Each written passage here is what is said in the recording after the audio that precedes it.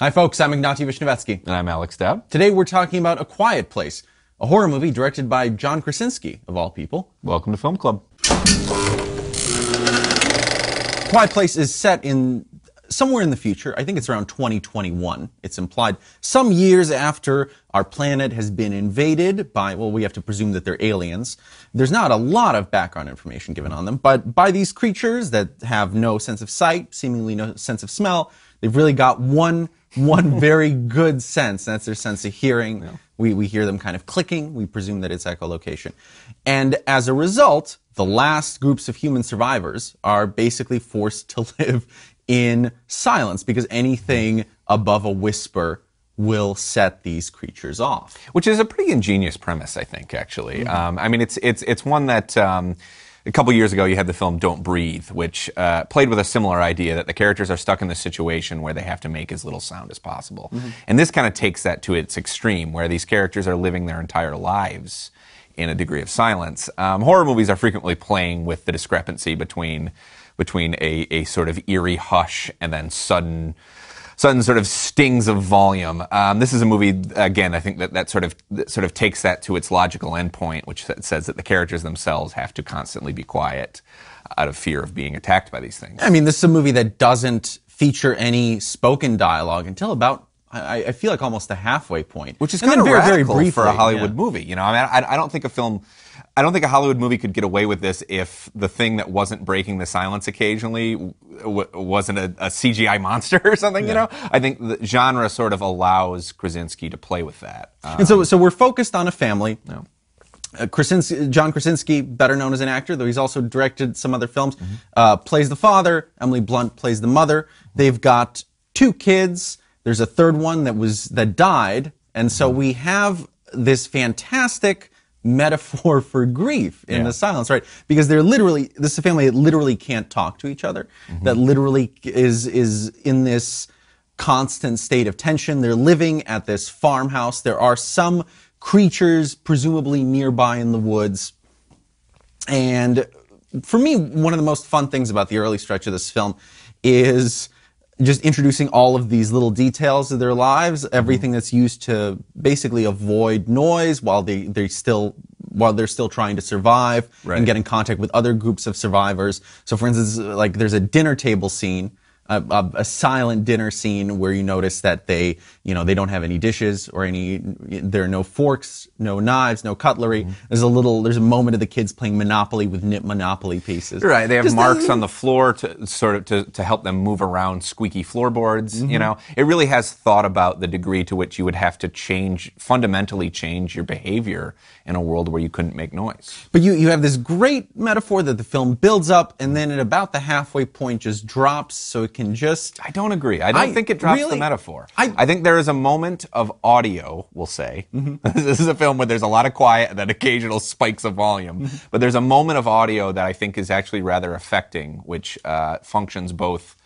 it serves both a plot function and also is affecting for what it suggests, the sort of place that the characters get to. This is a film that's in some ways full of Chekhov's guns. You know, you've got the mother is pregnant, so you know she's due any day now, and that's going to come into play. There's a nail sticking out of the stair in the basement. You know that's also going to come in, and it's just building up the tension, and eventually it does, at least for me, turn into just a series of suspense sequences. And I think that its potential for metaphor kind of goes unrealized. I don't know. I think there's something kind of affecting in this idea of this family sort of chilled into silence by circumstance, and the central metaphor of grief having brought this great quiet over this house. And there is a moment where we'll say that the silence is broken, and it serves both a plot function and a function for this family's survival, and also as a kind of climax to the family drama that's happening. I also think the movie kind of works as a metaphor for a couple of celebrity parents raising their kids. I mean, Krasinski and Blunt are married in real life, obviously. They have 2 kids. And, you know, if you start thinking of the monsters as like the outside world constantly sort of hounding these people, you know, I mean, can they, as a couple of very famous parents, can they give their kids a normal life? I think that metaphor is there in the film. You know, regardless of whether we agree or disagree on the metaphorical implications of the film, because I think they go, in my opinion, they go mostly unrealized. I think we can agree that it's quite a bit of fun. Oh yes, yeah, very effective. I think that it's a very strong sound design in this film. I mean, that's a necessity, right? I mean, it has to. I mean, we have to be able to sort of be brought into their cone of silence, and you know, uses music very sparingly, and just kind of attunes the audience to every shift in audio. We need to know if something is loud enough to draw these creatures, we need to understand that, and I think that the movie has great fun with the amount of sound that these things make themselves. And it also plays around with point of view in terms of sound, because the eldest child happens to be deaf, which is also sort of implied to be one of the reasons why this family has survived for as long as they can, because they all already know sign language. Right. It's the young actress from Wonderstruck, actually, who's actually deaf, and yeah, I mean, he 100% in the very beginning of the film establishes that with something as simple as room tone. You know, when we have a close up of Krasinski or the rest of the family, we have the normal sounds that the world is making. When we get a close up of the young actress who plays the deaf daughter, he uses complete silence, you know, and we immediately get that relationship without the movie having to say it. And there are some great kind of elegant little moments of storytelling in the film. And then there's stuff that I think is a lot clunkier, plot points that are literally written on a whiteboard in the background.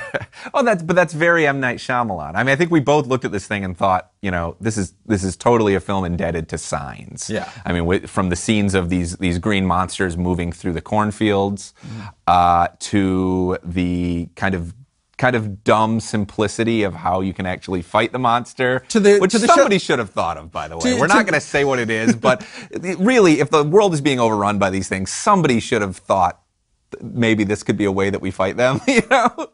But also to this sort of therapeutic bent of the drama, the idea that these characters are really being hunted by their feelings.